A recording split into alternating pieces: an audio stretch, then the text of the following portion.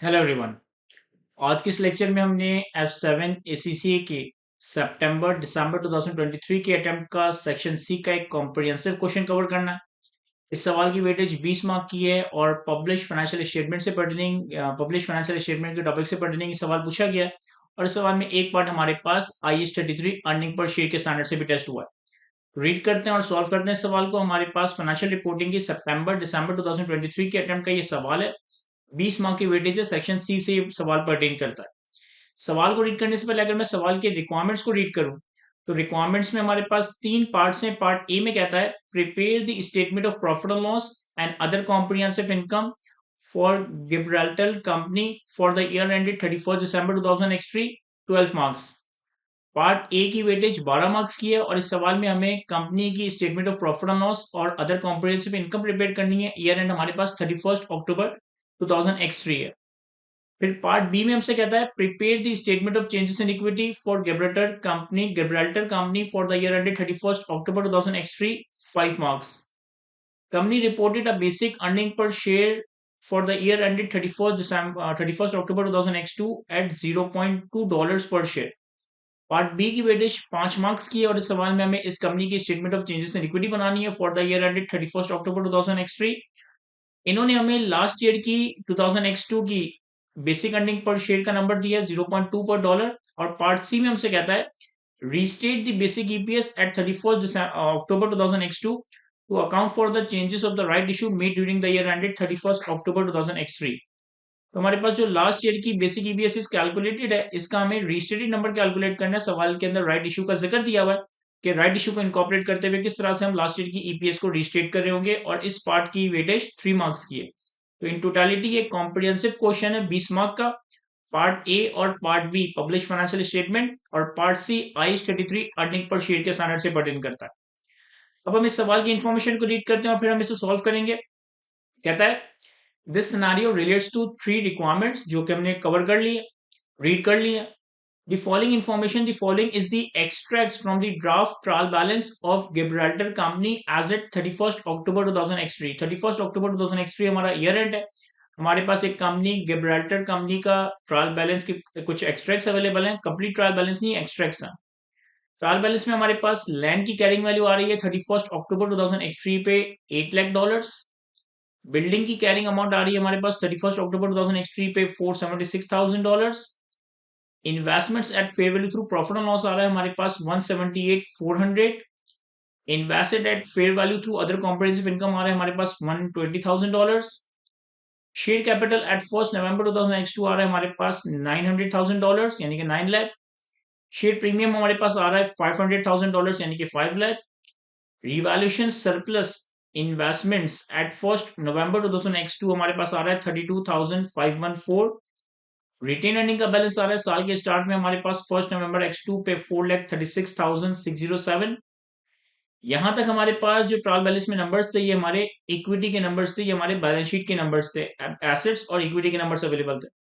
फिर हमारे पास पीएनएल के लाइन आइटम से स्टार्ट हो रहे हैं। हमारे पास रेवेन्यू है 3.7 मिलियन के करीब, कॉस्ट ऑफ सेल्स है 2.4 मिलियन के करीब, डिस्ट्रीब्यूशन कॉस्ट है 116,166, एडमिनिस्ट्रेटिव एक्सपेंसेस हैं 120,713, अदर इनकम है हमारे पास 15,151 और इनकम टैक्स एक्सपेंस है for the year ended 31 October 2003 4,28,000।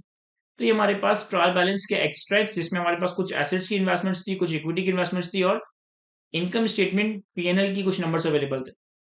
अब हम फर्दर इन्फॉर्मेशन रीड करते हैं। क्या था the following information should be taken into account. कुछ इन्फॉर्मेशन में हमारे पास 7 इन्फॉर्मेशन दी है जिसे हमने अकाउंट फॉर करना। Point number 1, in October 2003 company received $350,000 from a customer for arranging the provision of maintenance services. This has been recorded as revenue. Company does not provide the maintenance services itself but instead uses a third party. Company retains 12% of the amount received as commission and pays the balance to the third party 1 month in arrears. अक्टूबर के महीने में हमारी company ने $3.5 लाख एक customer से receive किए, जिसके लिए हमें मेंटेनेंस सर्विसेज अरेंज करनी है और हमने ये $3.5 लाख का amount as a revenue record कर लिया। हमारी कंपनी ये मेंटेनेंस सर्विसेज प्रोवाइड नहीं करती बल्कि एक थर्ड पार्टी को अरेंज करके देती है जो कि ये मेंटेनेंस सर्विसेज प्रोवाइड करे। हमारा 12% कमीशन रिटेन करने के बाद जो रिमेनिंग अमाउंट है वो हमें थर्ड पार्टी को 1 मंथ एरियर यानी कि नेक्स्ट मंथ में पे करना है। तो ये एडजस्टमेंट बेसिकली हमारे पास IFRS 15 revenue from contract with customer के स्टैंडर्ड से टेस्ट की गई है।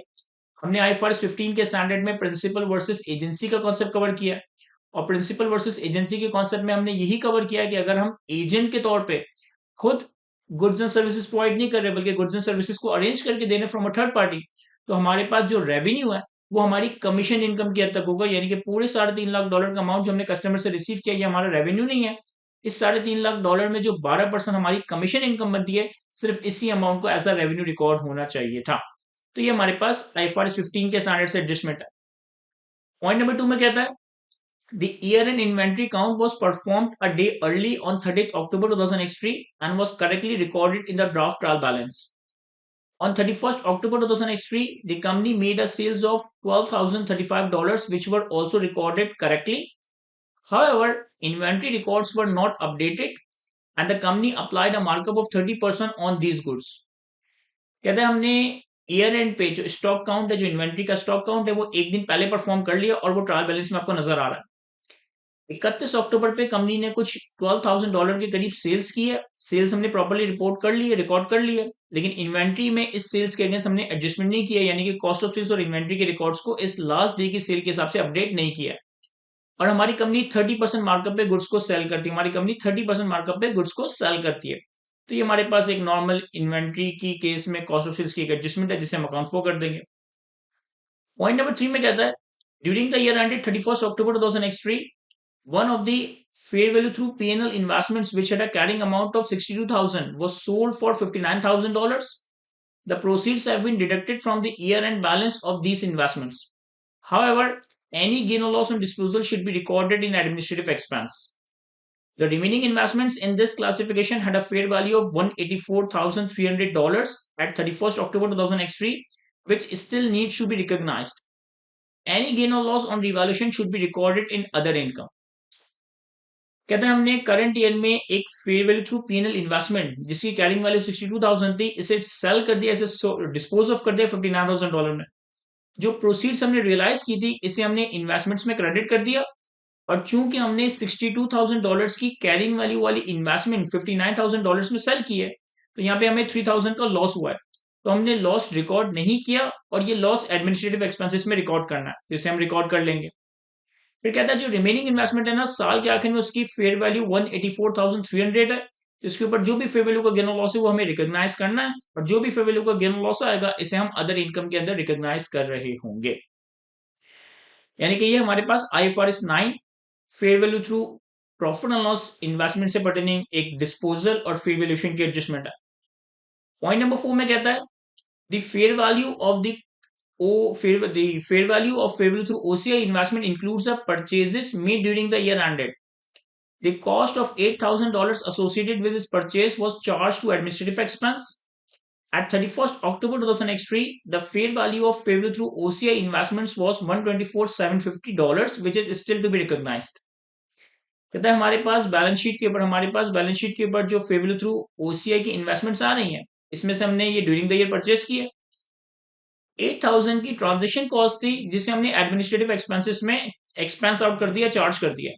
हम ये बात जानते हैं कि अगर हमारी investments favourable through OCI category में हो तो हमारे पास जो भी ट्रांजेक्शन कॉस्ट होता है इसे हम एसेट की कॉस्ट में कैपिटलाइज कर देते हैं। तो ये $8,000 हम कैपिटलाइज कर देंगे, एडमिनिस्ट्रेटिव एक्सपेंसेस से निकाल देंगे, और फिर साल के आखिर में इन इन्वेस्टमेंट्स की फेयर वैल्यू $124,000 है, $124,750 है, जिसके ऊपर हमने फेयर वैल्यू गेन और लॉस खुद से रिकॉग्नाइज करना है। तो ये भी हमारे पास IFRS 9 fair value through other comprehensive income की परचेस और फेयर वैल्यूएशन से पर्टेनिंग की एक एडजस्टमेंट है। नेक्स्ट पॉइंट नंबर 5 में कहता है company has made a decision to measure the land and building at fair value for the first time. At 31st October 2003, fair value of land was $1 million and fair value of building was 7 lakh. No adjustment has been made to reflect the revaluation or the related deferred tax, and the relevant tax rate is 21%. कह रहा है साल के आखिर में company ने पहली बार ये डिसाइड किया है कि कंपनी लैंड और बिल्डिंग को रिवैल्यूएशन मॉडल के तहत मेजर करेगी, फेयर वैल्यू पे लेकर आएगी।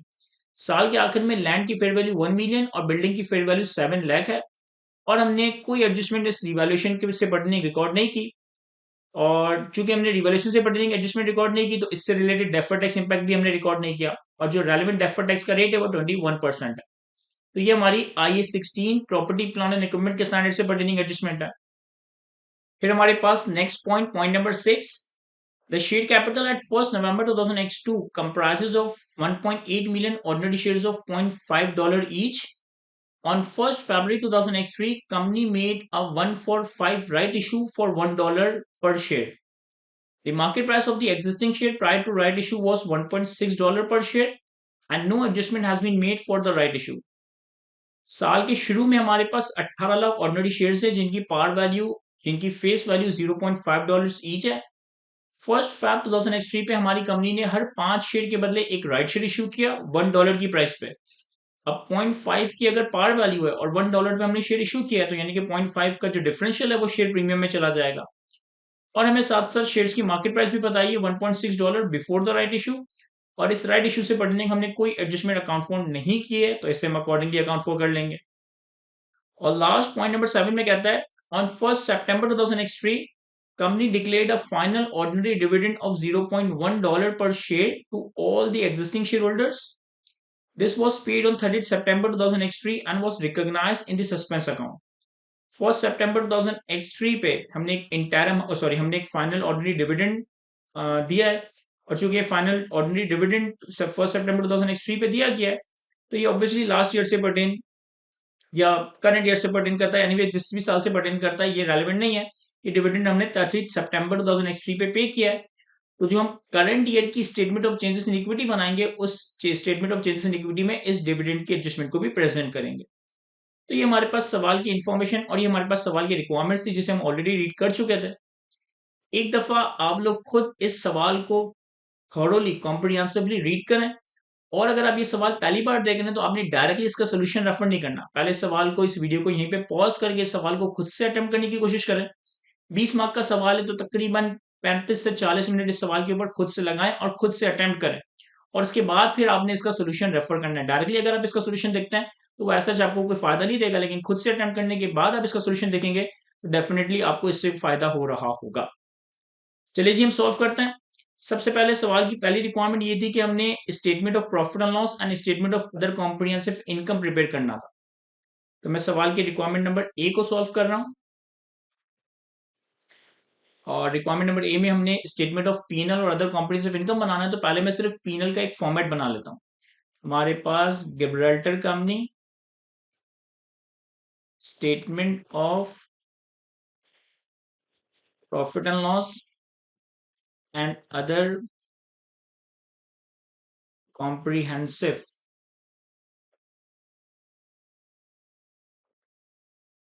income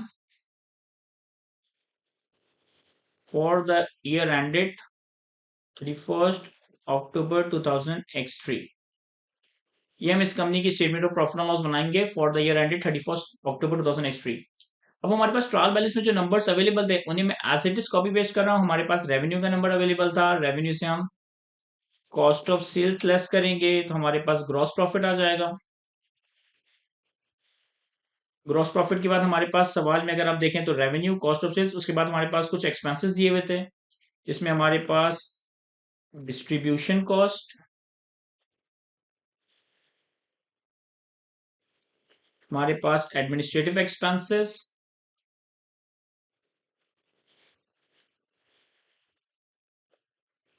हमारे पास अदर इनकम, ये नंबर्स दिए हुए थे। तो ग्रॉस प्रॉफिट से आप, ये मैंने यहीं से नरेशंस कॉपी किए हैं, revenue, cost of sales, distribution cost, administrative expense, other income. तो ग्रॉस प्रॉफिट में ये चीजें एडलेस करने के बाद हमारे पास प्रॉफिट बिफोर टैक्स का नंबर आ जाएगा। प्रॉफिट बिफोर टैक्स के नंबर से हम इनकम टैक्स एक्सपेंस लेस कर रहे होंगे, तो हमारे पास प्रॉफिट फॉर द ईयर का नंबर आ जाएगा, या प्रॉफिट आफ्टर टैक्स का नंबर आ जाएगा। और profit for the year, profit after tax calculate करने के बाद हम अदर कॉम्प्रिहेंसिव इनकम की प्रेजेंटेशन या अदर कॉम्प्रिहेंसिव इनकम को प्रेजेंट करेंगे। अदर कॉम्प्रिहेंसिव इनकम में हमारे पास items that will not be reclassified to profit and loss, और इसके अंदर जो जो आइटम्स आएंगे अकॉर्डिंगली हम इसे प्लॉट करेंगे तो हमारे पास other comprehensive income for the year आ जाएगा। और other comprehensive income for the year calculate करने के बाद हमारे पास total comprehensive income for the year आ जाएगी। तो मैंने सिर्फ एक स्ट्रक्चर, एक फॉर्मेट क्रिएट कर लिया। अब कुछ नंबर्स भी मैं कॉपी कर लेता हूँ और वन बाय वन फिर मैं सारी एडजस्टमेंट्स को अकाउंट फॉर करूंगा। तो रेवेन्यू का नंबर था हमारे पास 3765,505, 3765,505। कॉस्ट ऑफ सेल्स का नंबर था हमारे पास 2,446,577, 2,446,577। ग्रॉस प्रॉफिट का नंबर हमारा रेवेन्यू और कॉस्ट ऑफ सेल्स का डिफरेंशियल नंबर होगा 3765,505, 2,446,577। डिस्ट्रीब्यूशन कॉस्ट हमारे पास थी 116,166, 116,166। एडमिनिस्ट्रेटिव एक्सपेंसेस हमारे पास थे 127,713। अदर इनकम हमारे पास थी 15,151। तो ये हमारे पास प्रॉफिट बिफोर टैक्स का नंबर आ जाएगा। प्रॉफिट बिफोर टैक्स के नंबर से हम इनकम टैक्स एक्सपेंस माइनस करेंगे, दैट इज 4,28,000। तो ये हमारे पास प्रॉफिट फॉर द ईयर आ जाएगा। और फिर उसके बाद हम अदर कॉम्प्रिहेंसिव इनकम की चीजों वगैरह को देखेंगे। सबसे पहले वन बाय वन एडजस्टमेंट्स पे चलते हैं। तो वर्किंग नंबर वन जो कि हमारी प्रिंसिपल वर्सेस एजेंट से पर्टेनिंग एक एडजस्टमेंट थी। प्रिंसिपल वर्सेस एजेंट से पर्टेनिंग एक एडजस्टमेंट थी।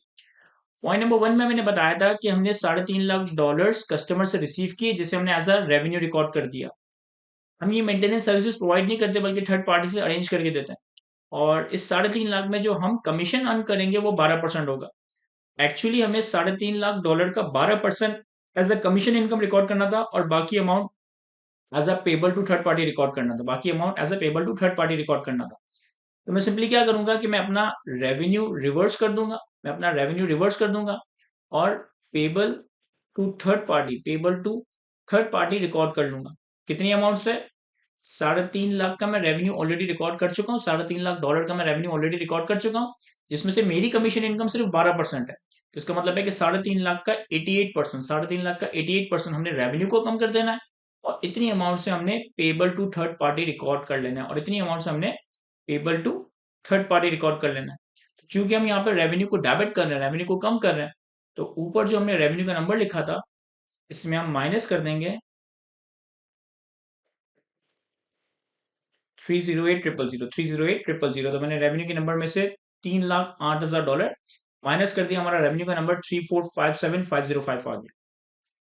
फिर हमारे पास सेकंड एडजस्टमेंट थी कॉस्ट ऑफ सेल्स से pertaining to working to cost of sales.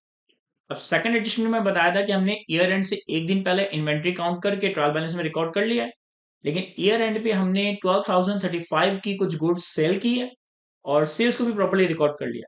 लेकिन इन्वेंट्री के रिकॉर्ड्स को अपडेट नहीं किया। लेकिन इन्वेंट्री में इस इन गुड्स की हमने कॉस्ट ऑफ सेल्स रिकॉर्ड नहीं की। तो हमने सिंपली कॉस्ट ऑफ सेल्स को रिकॉर्ड करना है। तो हमारे पास कॉस्ट ऑफ सेल्स पीएनएल में डेबिट हो जाएगा और हमारी इन्वेंट्री कम हो जाएगी। और हमारी इन्वेंट्री कम हो जाएगी कितनी अमाउंट से? 12,035 की सेल्स अमाउंट है और हमारी जो सेल्स है वो 30% मार्कअप है। हमारी जो सेल्स है वो 30% मार्कअप है। तो अगर मुझे कॉस्ट कैलकुलेट करनी है तो मैं 12,035 डॉलर्स को 100 से मल्टीप्लाई करूं और 130 से डिवाइड कर दूं। चूंकि 30% मार्कअप है, यानी कि 100 की कॉस्ट पे 30% मार्कअप चार्ज होने के बाद सेल्स 130 को रिप्रेजेंट करती है। तो सेल्स प्राइस को मैंने 130 से डिवाइड किया और 100 से मल्टीप्लाई किया तो हमारे पास कॉस्ट ऑफ सेल्स आ गई। और इतनी अमाउंट से हम कॉस्ट ऑफ सेल्स रिकॉर्ड कर देंगे, इन्वेंट्री को कम कर देंगे।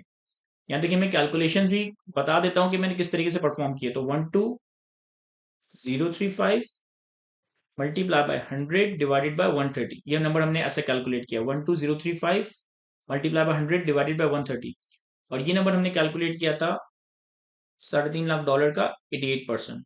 प्रॉपर हम वर्किंग प्रेजेंट भी कर रहे हैं कि हमने हर नंबर किस तरह से कैलकुलेट किया। अब कॉस्ट ऑफ सेल्स के अमाउंट को हमने 9258 से इंक्रीज करना है। कॉस्ट ऑफ सेल्स के नंबर को हमने 9258 से इंक्रीज करना है, तो कॉस्ट ऑफ सेल्स के नंबर में मैं मजीद इंक्रीज कर देता हूँ 9258, क्योंकि कॉस्ट ऑफ सेल्स का नंबर ऑलरेडी नेगेटिव में है। तो नेगेटिव में अमाउंट को इंक्रीज करने के लिए, ऐड करने के लिए मैं -92538 कर रहा हूँ। तो हमारे पास कॉस्ट ऑफ सेल्स हो गई 2455835 और हमारा ग्रॉस प्रॉफिट आ गया 1001670। इसके बाद फिर हमारे पास थर्ड एडजस्टमेंट थी। थर्ड एडजस्टमेंट में इन्होंने मैं बताया था कि हमारे पास एक इन्वेस्टमेंट है फेबल थ्रू पीएनएल, जिसकी कैरिंग वैल्यू 62,000 थी, इसे हमने 59,000 का सेल कर दिया। जो भी हमारे पास प्रोसीड्स आई, इसे हमने इन्वेस्टमेंट्स के अमाउंट से रिड्यूस कर दिया और गेन और लॉस को रिकॉर्ड नहीं किया, जो हमने एडमिनिस्ट्रेटिव एक्सपेंस में रिकॉर्ड करना है। बाकी जो इन्वेस्टमेंट है, इनकी फेयर वैल्यू 184,300 है और इस पे हमें फेयर वैल्यू का गेन लॉस रिकॉर्ड करना है, और ये फेयर वैल्यू का गेन और लॉस आपका अदर इनकम में रिकॉर्ड होगा। यहाँ देखिएगा, working 3 investments at fair value through PNL, investments at fair value through PNL. देखिए हमारे पास carrying amount at 31 October 2003, 31 October 2003 carrying amount कितनी है इन्वेस्टमेंट्स की? सर हमारे पास इन्वेस्टमेंट्स की कैरिंग अमाउंट है फेयर वैल्यू थ्रू पीएनएल 178,400, 178,400, तो 178,400। ठीक है। अब एक इन्वेस्टमेंट जो हमने बेची, जिसकी कैरिंग अमाउंट 62,000 थी, 59,000 का बेचा, और जितनी प्रोसीड्स आई उतनी अमाउंट इन्वेस्टमेंट से हमने कम कर दी। एक्चुअली हमें क्या करना था? एक्चुअली हमें ये करना था कि जितनी इसकी कैरिंग वैल्यू थी उतनी अमाउंट हमने अपनी कैरिंग अमाउंट से कम करनी थी, उतनी अमाउंट हमने अपनी इन्वेस्टमेंट्स की क्रेडिट करनी थी। तो यहाँ पे मैं लेस कर देता हूँ, इन्वेस्टमेंट सोल्ड कितने से? सर एक्चुअली आपने बेचा है 59,000 का, लेकिन इसकी कैरिंग वैल्यू कितनी थी? 62,000। तो 59,000 तो आप ऑलरेडी क्रेडिट कर चुके हो। 59,000 और 62,000 का जो डिफरेंशियल है 3,000, ये इन्वेस्टमेंट में मजीद क्रेडिट हो जाएगा। और जब ये इन्वेस्टमेंट में मजीद क्रेडिट करोगे तो आपके पास इन्वेस्टमेंट्स की कैरिंग वैल्यू आ जाएगी 175,400, 175,400। ये हमारे पास करेक्ट कैरिंग वैल्यू आ जाएगी आफ्टर डिस्पोजल, ये हमारे पास करेक्ट कैरिंग वैल्यू आ जाएगी आफ्टर डिस्पोजल।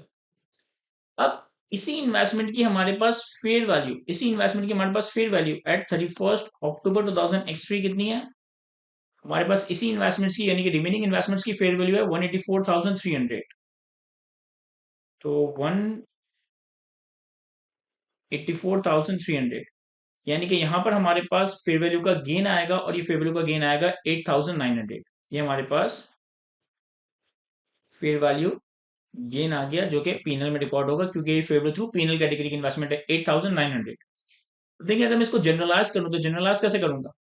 ये 3,000 हमें अपनी इन्वेस्टमेंट से क्रेडिट करना है, तो हमारे पास एडमिन एक्सपेंस पीनल में डेबिट हो जाएगा, हमारे पास एडमिन एक्सपेंस पीनल में डेबिट हो जाएगा 3,000 से, और हमारे पास investments at fair value through PNL credit हो जाएगा 3,000 से, और फिर फेयर वैल्यू का गेन रिकॉर्ड करना है 8,900, तो हमारे पास investments at fair value through PNL debit हो जाएगा, और फेयर वैल्यू गेन पीनल में क्रेडिट हो जाएगा 8,900 से। तो 8,900 से हमने इन्वेस्टमेंट डेबिट और फेयर वैल्यू का गेन क्रेडिट कर दिया। अब इन एडजस्टमेंट्स को अगर हम ऊपर अपने पीनल में अकाउंट फॉर करें, तो हमने एडमिनिस्ट्रेटिव एक्सपेंसेस में 3,000 रिकॉर्ड करना है। तो जो एडमिनिस्ट्रेटिव एक्सपेंसेस थे उसमें मैं माइनस कर देता हूँ further 3,000। Administrative expenses already negative में है, तो इसे इंक्रीज करने के लिए, इसे इंक्रीज करने के लिए मैंने माइनस कर दिया 3,000। और अदर इनकम में 15,151 ऑलरेडी रिकॉर्डेड है, इसमें फेयर वैल्यू का गेन शामिल करने के लिए मैं 8,900 का फेयर वैल्यू गेन ऐड कर देता हूँ। तो 15,151 का फेयर वैल्यू, 15,151 की अदर इनकम ऑलरेडी थी हमारे पास, इसमें हमने 8,900 का फेयर वैल्यू गेन भी ऐड कर दिया। तो हमारे पास एडमिनिस्ट्रेटिव एक्सपेंसेस का नंबर आ गया 130,713, अदर इनकम हमारे पास आ गए 24,051, और हमारे पास प्रॉफिट बिफोर टैक्स आ गया 778,848। अच्छा, यहाँ पे एक प्रेजेंटेशन के लिए मैं एक और लाइन आइटम ऐड कर देता हूँ कि ग्रॉस प्रॉफिट से डिस्ट्रीब्यूशन कॉस्ट और एडमिनिस्ट्रेटिव एक्सपेंसेस माइनस करने के बाद हमारे पास ऑपरेटिंग प्रॉफिट आ जाएगा।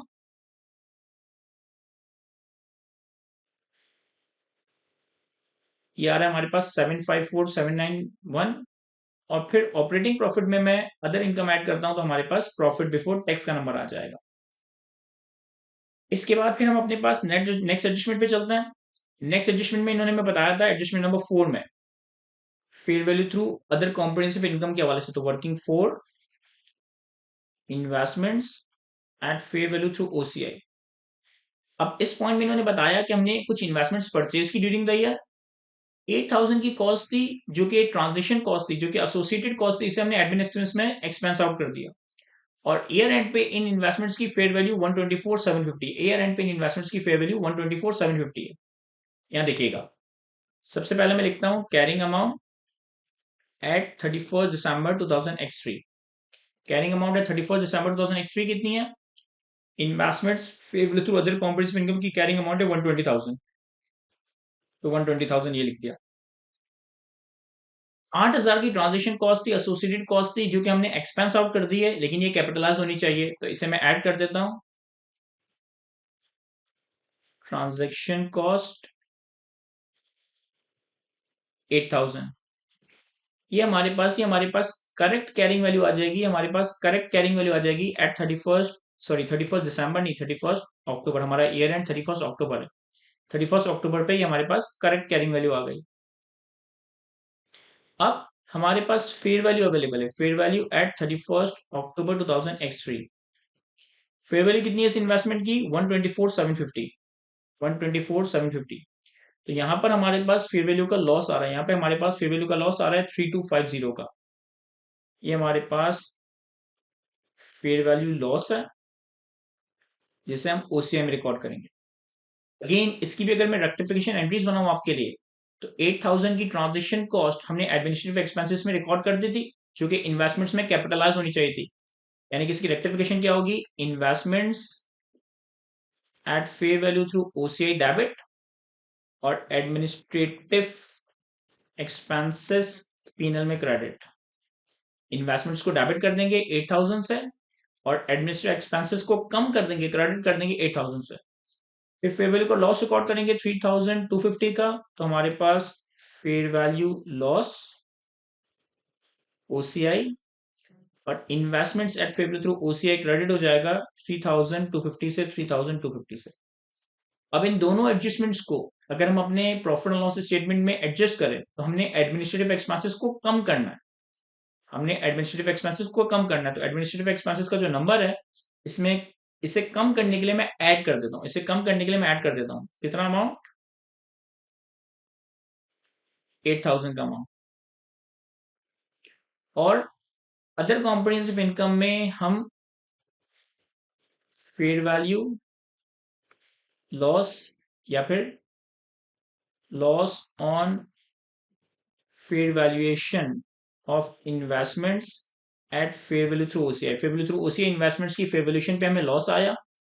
कितना लॉस आया? हमें लॉस आया है 3,250 का, 3,250 का, तो ये हमने लॉस यहाँ पे नेगेटिव में रिकॉर्ड कर दिया। तो एडमिनिस्ट्रेटिव एक्सपेंसेस में मैंने जो ट्रांजेक्शन कॉस्ट थी, जो कि एक्सपेंस आउट हुई थी, उसे एक्सक्लूड करने के लिए ऐड कर दिया, और इन्वेस्टमेंट्स के ऊपर जो हमें फेवरेबल लॉस था, इसे हमने रिकॉर्ड कर दिया। फिर हमारे पास पॉइंट नंबर 5 में इन्होंने बताया था कि हमने पहली बार ये डिसाइड किया है कि हम लैंड और बिल्डिंग को फेयर वैल्यू पे लेकर आएंगे। तो ये IAS 16 की एक एडजस्टमेंट्स थी। Working 5 revaluation of land and building.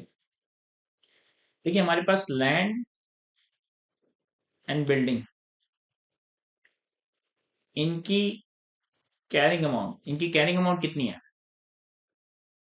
Land की कैरिंग अमाउंट थी हमारे पास $8 लाख, और बिल्डिंग की कैरिंग अमाउंट थी हमारे पास 476,000, 476,000। इनकी हमारे पास साल के आखिर में फेयर वैल्यूज कितनी गिवन है? साल के आखिर में लैंड की फेयर वैल्यू है 1 मिलियन, और बिल्डिंग की फेयर वैल्यू है 7 लाख, बिल्डिंग की फेयर वैल्यू है 7 लाख। अच्छा, ये लैंड एंड बिल्डिंग पहली बार रिवैल्यू हो रही है, लैंड एंड बिल्डिंग पहली बार रिवैल्यू हो रही है, और दोनों में अगर आप देखें तो अपवर्ड रिवैल्यूएशन हो रही है, दोनों की फेयर वैल्यू कैरिंग वैल्यू से ज्यादा है। तो इसका मतलब है कि जो भी रिवैल्यूएशन का इंपैक्ट है, वो आपका रिवैल्यूएशन अदर कॉम्प्रिहेंसिव इनकम में रिकॉर्ड है, वो आपका रिवैल्यूएशन अदर कॉम्प्रिहेंसिव इनकम में रिकॉर्ड हो जाएगा। तो ये आ रहा है 1 मिलियन माइनस 8 लाख 2 लाख, और ये आ रहा है 7 लाख माइनस 476 224। टोटल हमारे पास जो फेयर वैल्यू का गेन आया, टोटल हमारे पास जो फेयर वैल्यू का गेन आया, ये आया हमारे पास 4 लाख 24,000। अब देखिए अगर मैं इसकी जनरल एंट्री बनाऊं तो इसकी जनरल एंट्री क्या होगी? इसकी जनरल एंट्री होगी कि लैंड डेबिट होगा, बिल्डिंग डेबिट होगा और फेयर वैल्यूएशन का गेन ओसीआई में रिकॉर्ड होगा। फेयर वैल्यू का गेन ओसीआई में रिकॉर्ड होगा। कितने से? लैंड की वैल्यू में $2 लाख का इंक्रीज, बिल्डिंग की फेयर वैल्यू में 224,000 का इंक्रीज और दोनों का क्यूमुलेटिव 424,000 का इंक्रीज। अब हमारे पास रेलेवेंट टैक्स रेट भी गिवन है 21%। चूंकि लैंड की कैरिंग वैल्यू इंक्रीज हुई है, चूंकि लैंड की कैरिंग वैल्यू इंक्रीज हुई है, तो इसका मतलब है कि लैंड की टैक्सेबल टेम्परेरी डिफरेंस बिल्डिंग की टैक्सेबल टेम्परेरी डिफरेंस में इंक्रीज आया। अगर लैंड और बिल्डिंग की कैरिंग वैल्यू इंक्रीज हो रही है as a result of revaluation gain, तो इसका मतलब है कि इनके ऊपर जो टैक्सेबल टेम्परेरी डिफरेंस है उसमें इंक्रीज आया। और अगर टैक्सेबल टेम्परेरी डिफरेंस में इंक्रीज आया तो हमें यहाँ पे डेफर्ड टैक्स लायबिलिटी रिकॉर्ड करनी होगी, हमें यहाँ पे डेफर्ड टैक्स लायबिलिटी रिकॉर्ड करनी होगी। तो हमारे पास डेफर्ड टैक्स एक्सपेंस ओसीआई में रिकॉर्ड होगा और डेफर्ड टैक्स लायबिलिटी रिकॉर्ड होगी। कितनी अमाउंट से? सर 424,000 का टोटल गेन है, 424,000 का 21%, 424,000 का 21% एट टैक्स रेट। अगर किसी को समझ नहीं आ रहा कि क्यों हमने यहाँ पे डेफर्ड टैक्स एक्सपेंस ओसीआई और डेफर्ड टैक्स लायबिलिटी भी रिकॉर्ड किया, तो इसको मैं थोड़ा एक्सप्लेन करता हूँ। यहाँ देखें, अगर हमारे पास एसेट्स के केस में कैरिंग वैल्यू टैक्स बेस से ज्यादा हो, कैरिंग वैल्यू टैक्स बेस से ज्यादा हो, तो हमारे पास अराइज होता है टैक्सेबल टेम्पररी डिफरेंस। और टैक्सेबल टेम्पररी डिफरेंस के ऊपर हम डेफर्ड टैक्स लायबिलिटी रिकॉर्ड करते हैं। इसको यूं समझ सकते हैं कि अगर कैरिंग वैल्यू टैक्स बेस से ज्यादा हो तो टैक्सेबल टेम्पररी डिफरेंस, और टैक्सेबल टेम्पररी डिफरेंस पे आप डेफर्ड टैक्स लायबिलिटी रिकॉर्ड करते हो। या यूं भी कर सकते हो कि अगर हमारे पास अकाउंटिंग इनकम टैक्स की इनकम से ज्यादा हो, अगर हमारे पास अकाउंटिंग इनकम टैक्स की इनकम से ज्यादा हो, तो भी हमारे पास ये एक टैक्सेबल टेम्पररी डिफरेंस है। और टैक्सेबल टेम्पररी डिफरेंस के ऊपर आप डेफर्ड टैक्स एक्सपेंस रिकॉर्ड करते हो।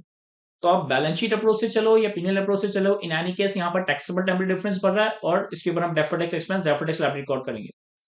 फिर हमने IAS 12 इनकम टैक्सेस के स्टैंडर्ड में ये बात भी पढ़ी है कि जहां से एक टेम्पररी डिफरेंस ओरिजिनेट होगा, इसका डेफर्ड टैक्स इंपैक्ट भी वहीं पे रिकॉर्ड होगा। जहां से टेम्पररी डिफरेंस ओरिजिनेट होगा, इसका डेफर्ड टैक्स इंपैक्ट भी वहीं रिकॉर्ड होगा। चूंकि लैंड एंड बिल्डिंग की अपवर्ड रिवोल्यूशन का इंपैक्ट ओसीआई में जा रहा है, क्योंकि लैंड एंड बिल्डिंग की अपवर्ड रिवोल्यूशन का इंपैक्ट ओसीआई में जा रहा है, तो इसका जो डेफर्ड टैक्स इंपैक्ट है वो भी ओसीआई में ही रिकॉग्नाइज होगा, इसका डेफर्ड टैक्स इंपैक्ट भी ओसीआई में ही रिकॉर्ड होगा। और किस तरीके से? हम अपने पीएनएल में जो आइटम्स, हम अपने अदर कॉम्प्रिहेंसिव इनकम में जो आइटम्स अकाउंट फॉर करते हैं, ये अमाउंट्स हमारे नेट ऑफ टैक्स होते हैं।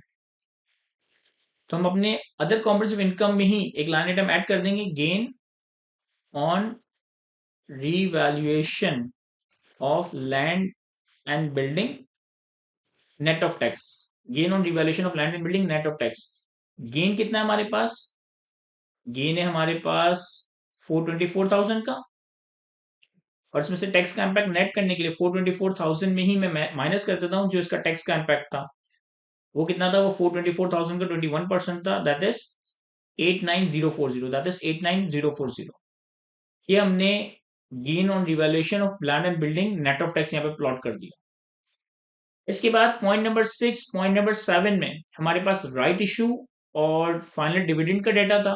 तो राइट इशू और फाइनल डिविडेंड का जो डेटा है ये हमारे पीनल में तो नहीं आएगा, ये हमारी इनकम स्टेटमेंट में नहीं आएगा, ये चेंजेस इन इक्विटी में आएगा। तो इसका मतलब है कि यहाँ तक हमने प्रॉफिट फॉर द ईयर का नंबर कैलकुलेट कर लिया है। चूंकि मैंने फॉर्मूला लगाए हुए थे तो ग्रॉस प्रॉफिट सही कैलकुलेट हो गया, ऑपरेटिंग प्रॉफिट सही कैलकुलेट हो गया, प्रॉफिट बिफोर टैक्स कैलकुलेट हो गया, प्रॉफिट फॉर द ईयर आ गया। अदर कॉम्प्रिहेंसिव इनकम का अगर हम टोटल करें तो अदर कॉम्प्रिहेंसिव इनकम का नंबर आ रहा है हमारे पास 331,710। और profit for the year, profit after tax के नंबर में अगर हम अदर कॉम्प्रिहेंसिव इनकम ऐड कर दें तो ये हमारे पास टोटल कॉम्प्रिहेंसिव इनकम आ जाएगी 690,552, 690,552। ये हमारा यहां तक अदर कॉम्प्रिहेंसिव इनकम कंप्लीट हो गया। स्टेटमेंट ऑफ पीएनएल सवाल की जो पहली रिक्वायरमेंट थी जिसकी वेटेज मेरा ख्याल है कि 12 मार्क्स थी, हमने कंप्लीट कर ली। अब हम आते हैं सवाल की रिक्वायरमेंट नंबर बी पे। रिक्वायरमेंट नंबर बी, इस रिक्वायरमेंट में हमने statement of changes in equity बनाना है इस कंपनी का, तो मैं थोड़ा सा फॉर्मेट क्रिएट कर लेता हूं। हमारे पास Gibraltar company, statement of changes in equity for the year ended 31st October 2003। तो हमारे पास सवाल में इक्विटी के कौन कौन से कंपोनेंट्स थे? हमारे पास सवाल में इक्विटी के जो सारे कंपोनेंट्स थे, इससे हम यहाँ चेंजेस इन इक्विटी में दिखाएंगे। देखिए हमारे पास शेयर कैपिटल था, शेयर प्रीमियम था, रिवैल्यूएशन सरप्लस फेवरेबल रिजर्व था इन्वेस्टमेंट्स के ऊपर, रिटेन अर्निंग, ये चार नंबर्स तो हमें सवाल में दिए हुए। और एक हमने रिवैल्यूएशन सरप्लस रिकॉर्ड किया था अपनी लैंड एंड बिल्डिंग के ऊपर, एक हमने रिवैल्यूएशन सरप्लस रिकॉर्ड किया था लैंड एंड बिल्डिंग के ऊपर। तो हमारे पास शेयर कैपिटल आ जाएगा, शेयर प्रीमियम आ जाएगा,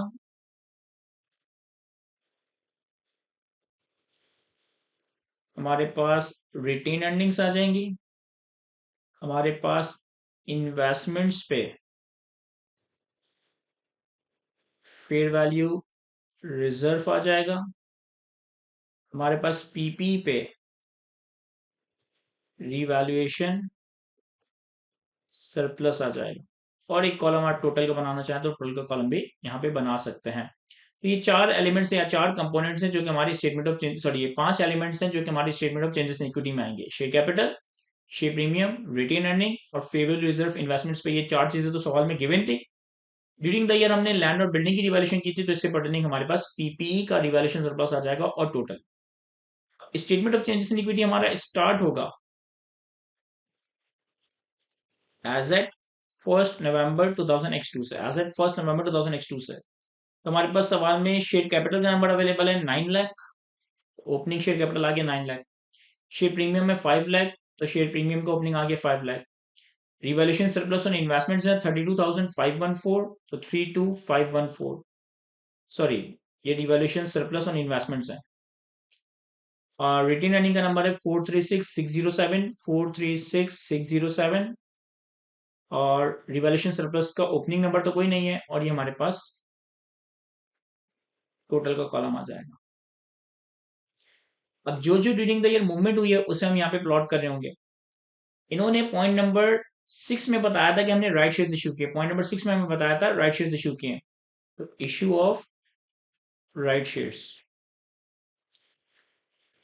देखें इन्होंने कहा था पॉइंट नंबर 6 में कि हमने हर 5 शेयर के बदले एक राइट शेयर इशू किया है, और शेयर की जो पार वैल्यू फेस वैल्यू वो 0.5 सेंट पर शेयर है।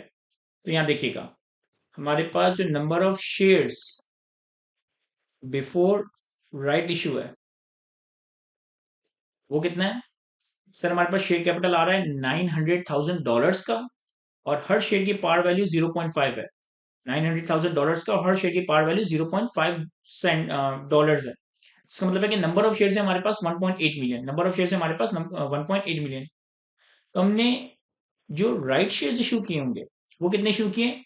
हर 5 के बदले एक, हर 5 के बदले 145।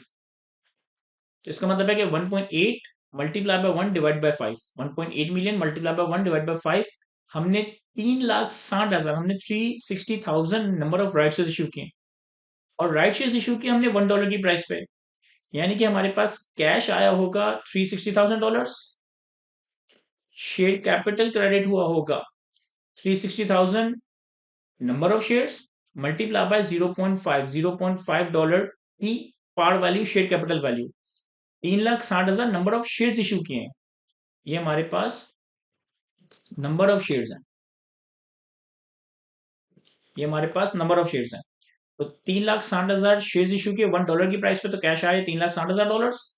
हर शेयर की पार वैल्यू 0.5 डॉलर पर शेयर है, तो 3,60,000 इंटू 0.5 से हमारा शेयर कैपिटल क्रेडिट हो गया, और जो भी बैलेंसिंग है उतनी अमाउंट से हम शेयर प्रीमियम क्रेडिट कर देंगे, तो ये भी 180,000 ही आएगा, $1,80,000। अब राइट इशू के नतीजे में हमारा शेयर कैपिटल बढ़ जाएगा $1,80,000 से, शेयर प्रीमियम बढ़ जाएगा $1,80,000 से, और ये हमारे टोटल में 3,60,000 रिफ्लेक्ट हो जाएगा। फिर हमारे पास इन्होंने बताया था कि हमने डिविडेंड भी किया, पे किया है पॉइंट नंबर 7 में।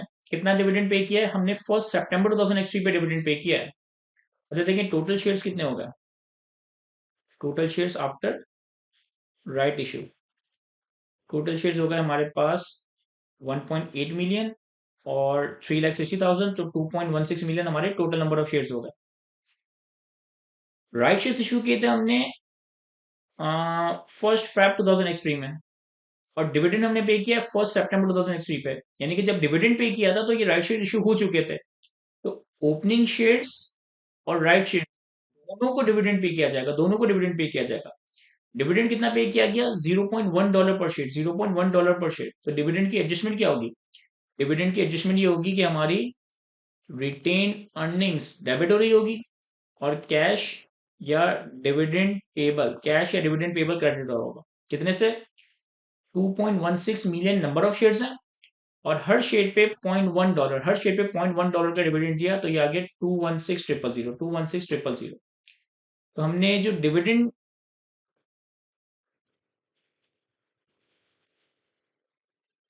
Final dividend declared during the year, जो हमने डिविडेंड डिक्लेयर किया, इतनी अमाउंट से हमारी रिटेन अर्निंग्स कम हो जाएंगी 2,16,216,000 से, और ये हमारे टोटल में भी रिफ्लेक्ट हो जाएगा।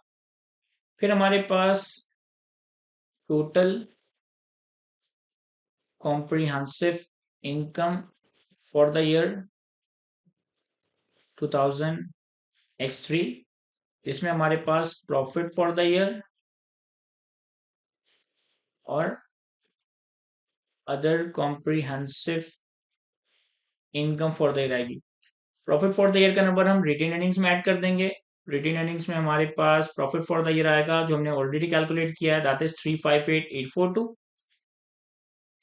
और हमारे पास अदर कॉम्प्रिहेंसिव इनकम में इन्वेस्टमेंट्स के ऊपर हमारे पास फेयर वैल्यू लॉस था, दैट इज 3250। ये मैंने इन्वेस्टमेंट्स में लेस किया, इन्वेस्टमेंट्स के फेयर वैल्यू रिजर्व में लेस किया। और प्रॉपर्टी प्लांट एंड इक्विपमेंट पे रिवैल्यूएशन गेन था, तो ये हमने 334960। लेकिन मैं रिपीट करता हूँ, हमने जो इनकम स्टेटमेंट फॉर्म की थी, इसमें हमने प्रॉफिट का नंबर कैलकुलेट किया था, ये रिटेन अर्निंग्स में ऐड हो जाएगा। अदर कॉम्प्रिहेंसिव इनकम का नंबर कैलकुलेट किया था 331, लेकिन इसका ब्रेकअप क्या था कि इन्वेस्टमेंट्स पे fair value loss, property plant and equipment पे फेयर वैल्यू गेन था। तो इन दोनों नंबर्स को मैंने रेलेवेंट रिजर्व में प्लॉट किया है। कैसे? इन्वेस्टमेंट्स पे जो फेयर वैल्यू रिजर्व था, इसमें negative number, property plant and equipment का जो रिवैल्यूएशन सरप्लस था, इसमें पॉजिटिव नंबर, और प्रॉफिट फॉर द ईयर का नंबर हमने रिटेन अर्निंग्स में ऐड कर दिया है।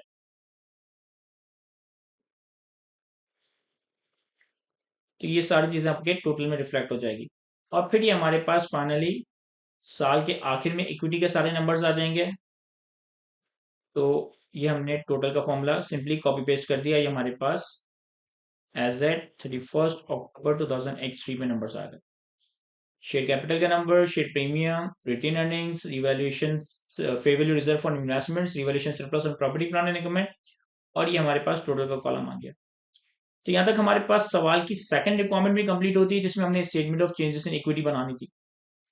फिर हम आते हैं सवाल की थर्ड रिक्वायरमेंट पे, जिसमें हमने रिस्टेटेड ईपीएस कैलकुलेट करनी थी, रिस्टेटेड बेसिक ईपीएस कैलकुलेट करनी थी for the year ended 31 October 2000x2।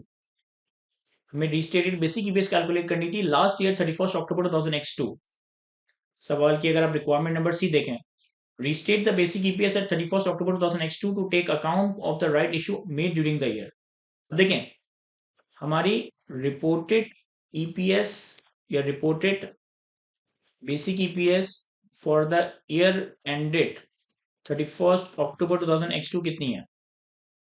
Basic EPS for the year ended 31st अक्टूबर 2002 है हमारे पास $0.2 पर शेयर, $0.2 पर शेयर, ये हमारे पास डॉलर पर शेयर है। ठीक है, अब इसी का रिस्टेटेड नंबर कैलकुलेट करने के लिए हमें एक राइट एडजस्टमेंट फैक्टर कैलकुलेट करना होगा, राइट एडजस्टमेंट फैक्टर कैलकुलेट करना होगा। इसके लिए एक तो मैं ये वर्किंग कॉपी कर लेता हूं कि number of shares before bonus issue कितने थे? 1.8 मिलियन, 3,60,000 राइट शेयर्स इशू हुए, और ये टोटल नंबर ऑफ शेयर्स आ गए। अब इनके अगेंस्ट हमें कैलकुलेट करना होगा एक थ्योरेटिकल एक्स राइट प्राइस, इनके अगेंस्ट हमें कैलकुलेट करना होगा एक थ्योरेटिकल एक्स राइट प्राइस। इस तरीके से कैलकुलेट करेंगे। देखें, इन्होंने हमें बताया था कि हमने राइट शेयर इशू किए $1 की प्राइस पे, और राइट इशू से पहले मार्केट प्राइस थी शेयर्स की 1.6, यानी कि ये जो 1.8 मिलियन शेयर्स हमारे पास थे ना बिफोर राइट इशू, इनकी वर्थ है 1.6, और राइट शेयर्स आपके पास $1 की प्राइस लेकर आए। तो कंपनी के पास 1.8 मिलियन शेयर्स थे, $1.6 ईच, और राइट शेयर से proceed I 360,000 number of shares into $1 each. तो कंपनी की जो टोटल वर्थ हो गई वो हो गई 3240,000, 3240,000। और अब अगर हम यहाँ पर थियोरेटिकल एक्सट्राइक प्राइस कैलकुलेट करें तो वो कैसे कैलकुलेट होगी? 3240,000 डिवाइडेड बाय, यानी कि कंपनी की टोटल वर्थ डिवाइडेड बाय 2160,000। ये हमारे पास थियोरेटिकल एक्सट्राइक प्राइस आ गई $1.5 पर शेयर, $1.5 पर शेयर। हमारे पास market price before right issue कितनी है? Market price before right issue हमारे पास $1.6 पर शेयर। तो हमारे पास जो राइट फैक्टर कैलकुलेट होगा वो फैक्टर कैलकुलेट होगा market theoretical ex right market price before right issue divided by theoretical ex right price, market price before right issue divided by theoretical ex right price. ये हमारे पास राइट एडजस्टमेंट फैक्टर आ गया 1.07 something, market price divided by theoretical ex right price. अब अगर हमें restated EPS calculate करनी है, अगर हमें रीस्टेटेड ईपीएस कैलकुलेट करनी है for the year ended 31 October 2002, तो हम क्या करेंगे कि जो भी रिपोर्टेड ईपीएस है, जो भी रिपोर्टेड ईपीएस है, इसे हम डिवाइड कर देंगे, इसे हम डिवाइड कर देंगे राइट एडजस्टमेंट फैक्टर से, दैट इज 1.07, दैट इज 1.07। तो ये हमारे पास हो गया $0.19 पर शेयर, $0.19 पर शेयर, या अगर आप इसे थोड़ा और डेसिमल पॉइंट से दिखाएं तो $0.188 पर शेयर, या 18.8 सेंट पर शेयर भी कह सकते हैं आप इसे। तो ये हमसे बेसिकली इस सवाल में पूछा गया था कि आपने रिस्टेटेड ईपीएस कैलकुलेट करनी है। ये हमने रिस्टेटेड ईपीएस का नंबर कैलकुलेट कर लिया 31 अक्टूबर 2002 पे। तो यहां तक फाइनली हमारा ये सवाल कंप्लीट हुआ जाता है। आई होप कि सारी चीजें मैं आपको अच्छे से एक्सप्लेन कर सका हूं। आज की अपनी इस गुफ्तगू को हम यहीं तक रखना है। Thank you.